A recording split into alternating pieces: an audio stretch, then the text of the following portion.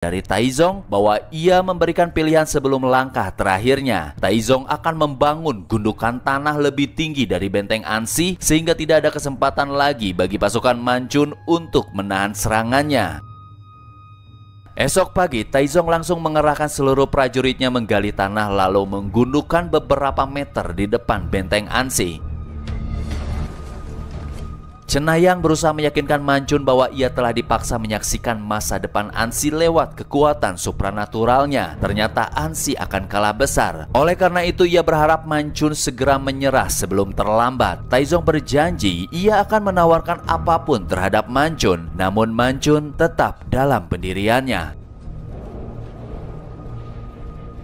Bergulirnya waktu, penggundukan tanah diperkirakan selesai sekitar 2 bulan ke depan. Taizong ingin dibereskan sebelum musim dingin tiba. Samul mengajukan diri akan meminta bantuan Komandan Yeon di ibu kota. Manchun berpikir Yeon tidak mungkin mau menolong. Jangankan menolong, bahkan ia kini sibuk memburu kepala Manchun beserta prajurit dan warga Ansi. Dikarenakan tidak ada jalan lain, Paso memiliki ide. Ia berencana ingin menyerang markas di malam hari secara diam-diam dengan pasukan kudanya. Paso berlutut dan memohon agar Manchun mengizinkan ia laksanakan tugas tersebut. Dengan berat hati, Manchun terpaksa menyetujui misinya. Meskipun ia tahu tindakan Paso dapat mengancam keselamatan jiwanya. Beka mendatangi Manchun dan menganggap itu merupakan misi bunuh diri. Ia sangat terpukul mengingat kekasihnya akan menjadi martir. Manchun tidak memiliki pilihan lain. Beka sudah memiliki firasat buruk. Ia datangi Paso dan berusaha tegar meskipun tidak sanggup menahan air matanya. Mereka saling berpelukan. Paso pun berjanji akan kembali sebelum matahari terbit.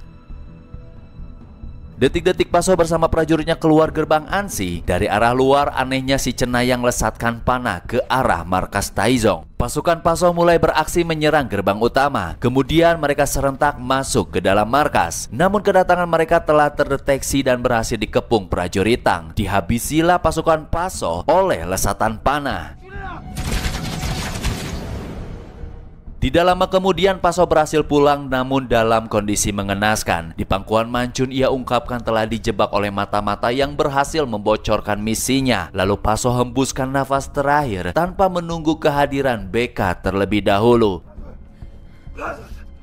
Dalam kondisi putus asa, Beka memohon kepada si Cenayang agar mengembalikan lagi rohnya. Di sanalah si Cenayang mengaku ialah yang telah membocorkan misi tersebut, mengirimkan pesan melalui panah. Ia lakukan semua itu semata-mata ingin menyelamatkan benteng Ansi dan menegaskan lagi ramalannya tentang kekalahan besar yang harus dibayar Manchun jika ia tetap tidak ingin menyerah. Manchun geram todongkan pedang ke arahnya. Si Cenayang pasrah jika harus dihukum mati demi membayar kesalahannya. Manchun ragu saat hendak memenggal kepalanya. Dengan cepat Samul sayat leher si Cenayang.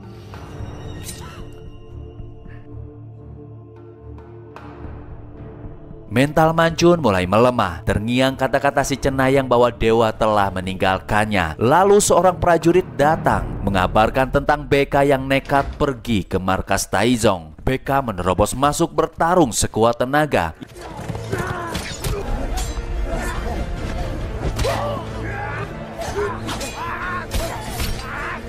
Ia berusaha lesatkan panah ke arah Taizong, namun sayang hanya menyabet pipinya. Penjagaan semakin diperketat sehingga Beka diserang secara brutal dan berhasil dilumpuhkan. Setelah itu, Taizong menginginkan mayat Beka diantarkan kembali ke benteng Ansi. Itulah hari terberat di mana Manchun harus kehilangan 2 orang keluarganya sekaligus. Manchun paham sang adik lelah menghadapi peperangan panjang, ditambah ia harus kehilangan kekasih yang paling dicintainya. Ketegaran Manchun roboh, memeluk dan menangisi Beka